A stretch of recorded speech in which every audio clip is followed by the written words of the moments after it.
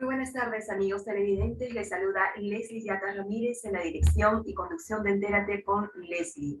En esta edición tenemos un invitado especial, al doctor Wilfredo Pedraza Sierra, exministro del Interior, con quien vamos a conversar todo lo relacionado a estos conflictos de intereses que existe con el actual ministro del Interior, el señor Barrenzuela, de quien se ha cuestionado incluso desde el primer día en que asume este despacho ministerial. Vamos a conversar con quien tiene esta capacidad de análisis por especialidad, que es el doctor Wilfredo Pedraza Sierra, para que nos dé mejores luces en el desarrollo de este análisis respecto del actual ministro del Interior, que ha resuelto o absuelto alguna de las preguntas formuladas por el Congreso de la República en la Comisión de Defensa y Orden Interno, aunque no ha quedado del todo satisfecho el Parlamento. Tan es así que van a volver a citar al ministro del Interior. Soy Leslie Yatas en la conducción de Entérate con Leslie. Hacemos un breve intermedio y regresamos con el doctor Wilfredo Pedraza Sierra. Bien, amigos, regresamos al bloque de actualidad y estamos ya en vivo vía nuestra plataforma Zoom con el doctor Wilfredo Pedraza Sierra. Muy buenas tardes, doctor. Muchísimas gracias por este enlace en vivo con el programa. ¿Cómo está, Leslie? Buenas tardes. Encantado de estar en su programa.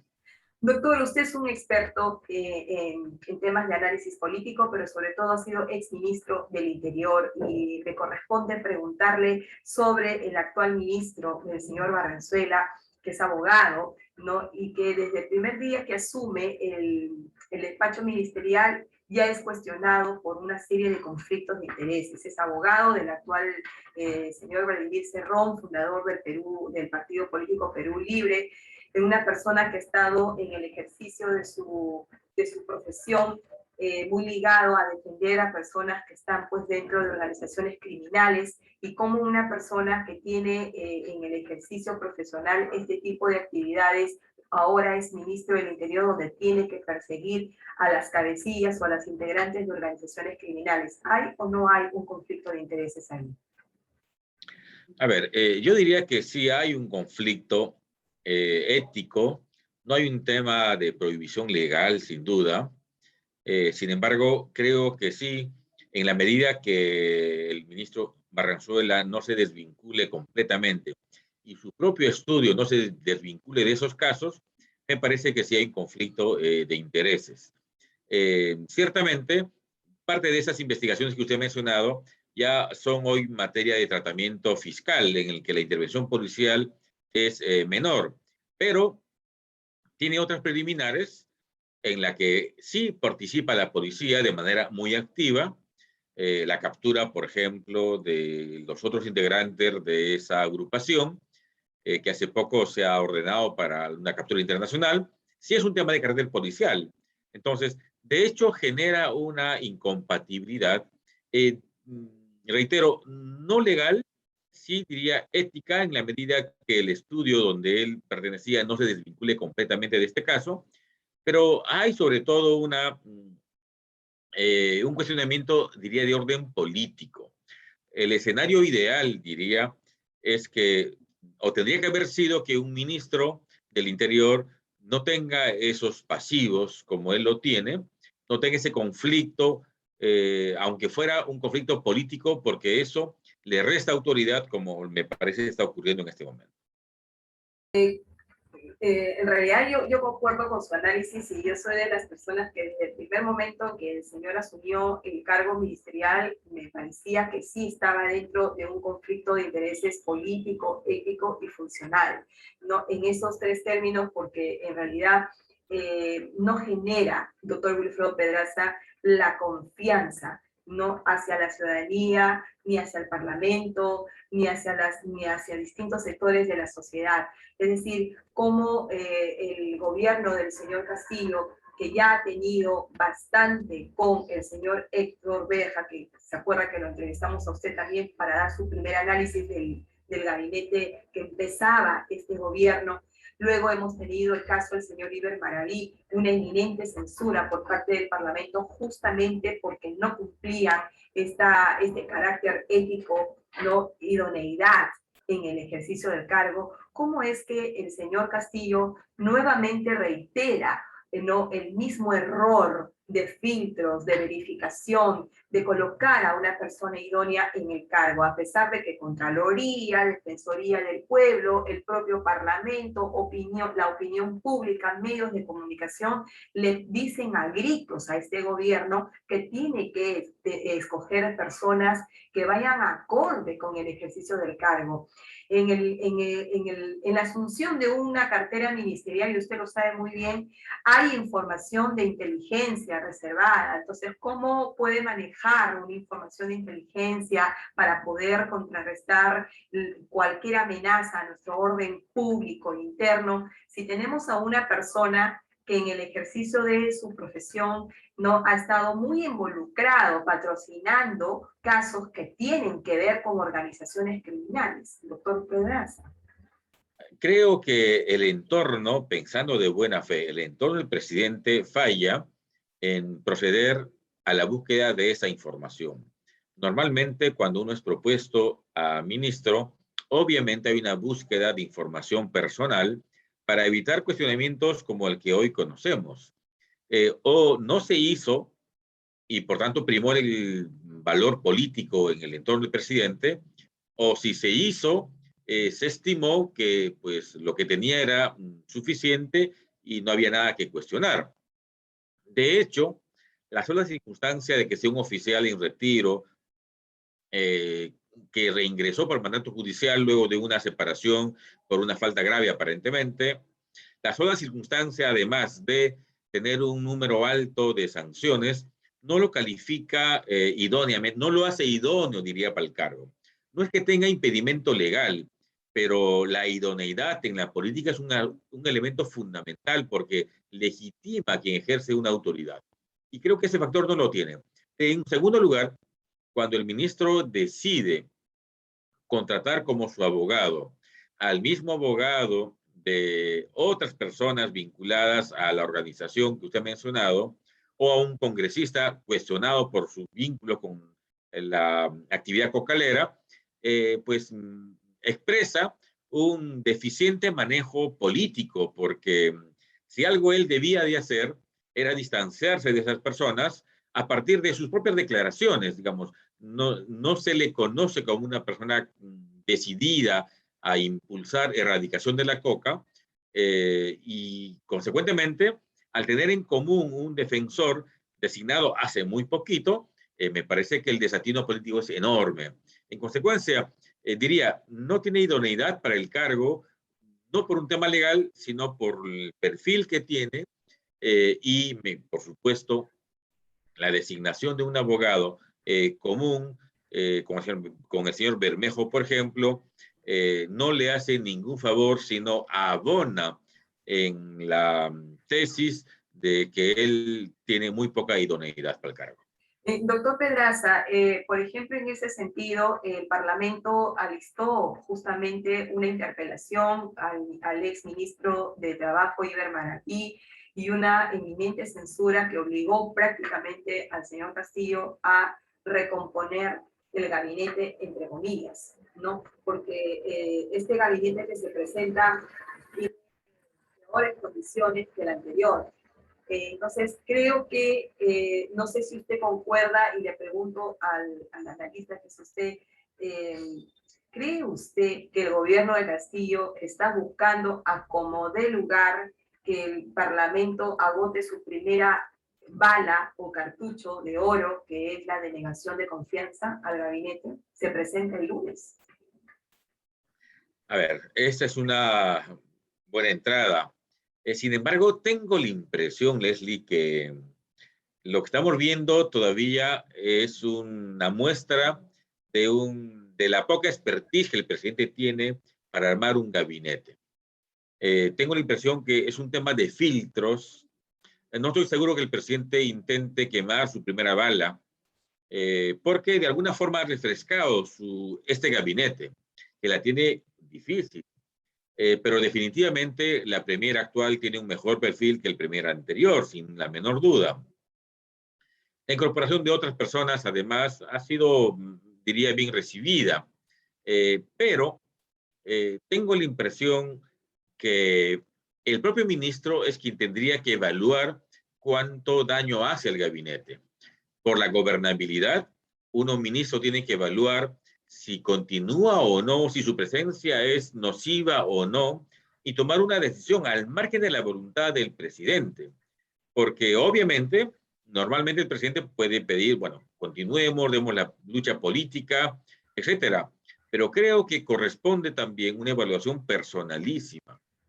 Y no se trata de un capricho, digamos, se trata de una evaluación política. Y en el factor político lo que vemos es que respecto al señor Barranzuela y el ministro de Educación incluso, la mayoría de sectores pues no tienen la mejor percepción de lo que van a hacer ni de sus perfiles. En esa dinámica, si uno apuesta por la gobernabilidad, debería dar un paso al costado, reitero, al margen de la voluntad del presidente, porque se trata de construir un país y creo que, como algunas bancadas lo han anunciado, darían la confianza si es que el ministro del Interior renuncia frente a una circunstancia así. Creo que lo que corresponde es dar un paso atrás y permitir que el gabinete vaya con un voto de confianza y el país, por tanto, mejore. E incluso el canciller está en la cuerda floja, el señor Oscar Maurtua está en la cuerda floja, está siendo citado para la próxima semana, si es que llega como ministro, ¿no? Para responder sobre el tema de las razones por las cuales el gobierno del Perú pretende reconocer, ¿no?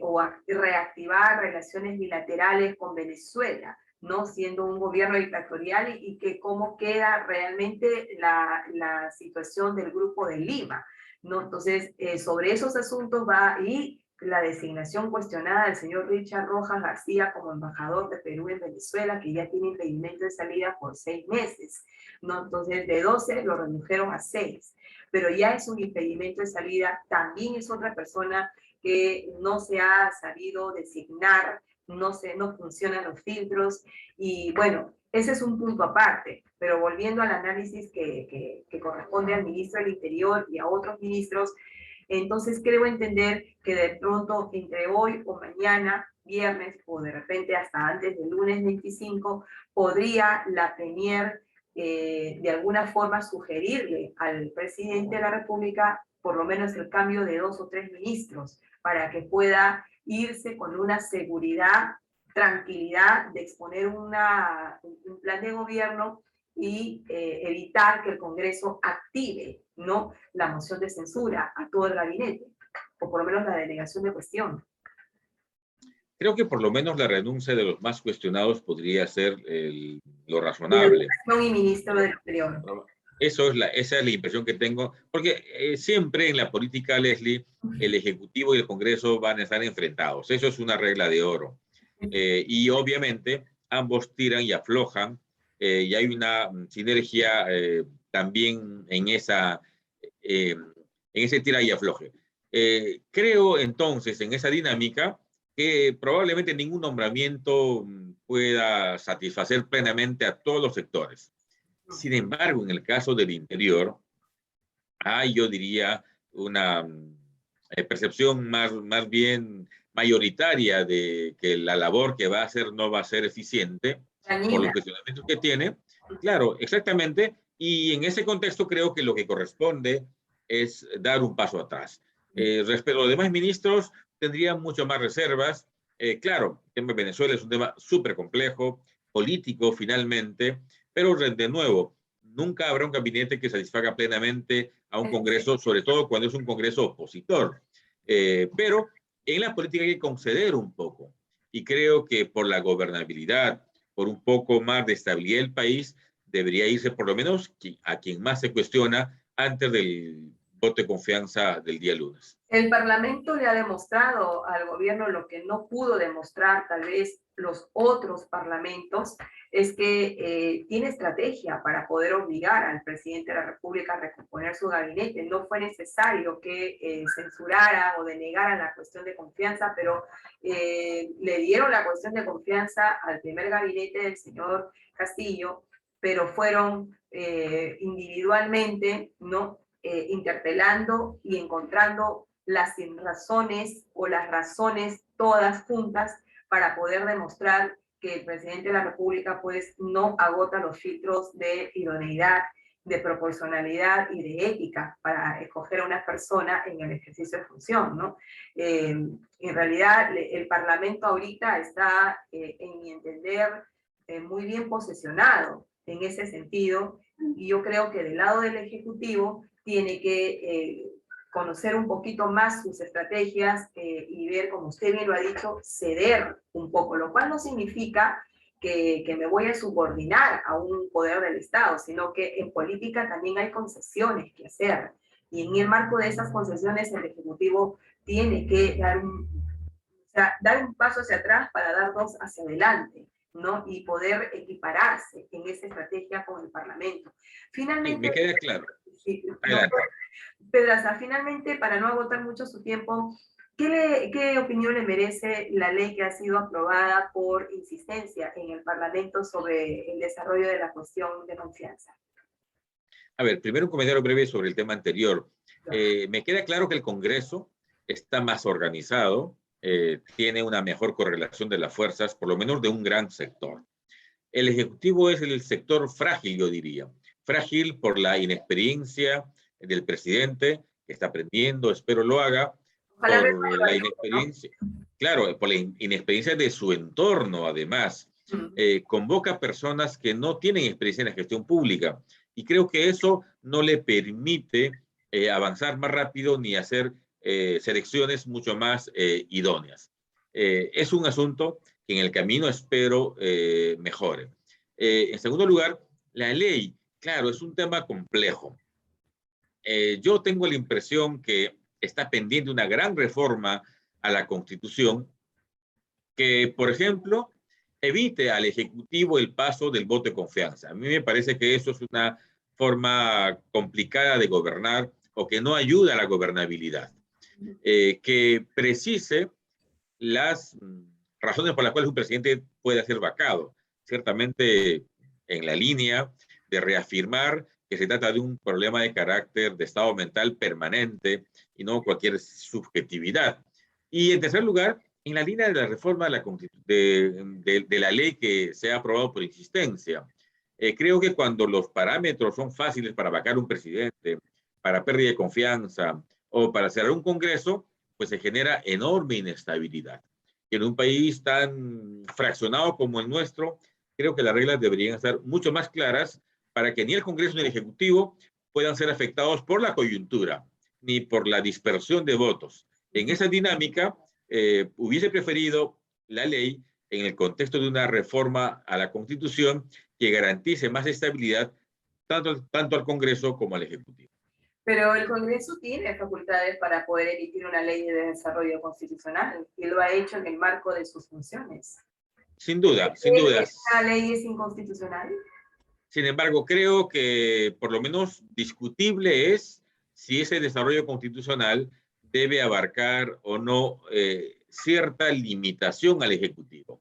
Ahí estoy seguro que habrá una demanda competencial que el Tribunal Constitucional tendrá que resolver pronto. Muchísimas gracias, doctor Wilfredo Pedraza, como siempre, muy ilustradas sus análisis y comentarios en nuestro programa. Muchísimas gracias por acompañarnos en esta mañana. Gracias, Leslie. Buen día.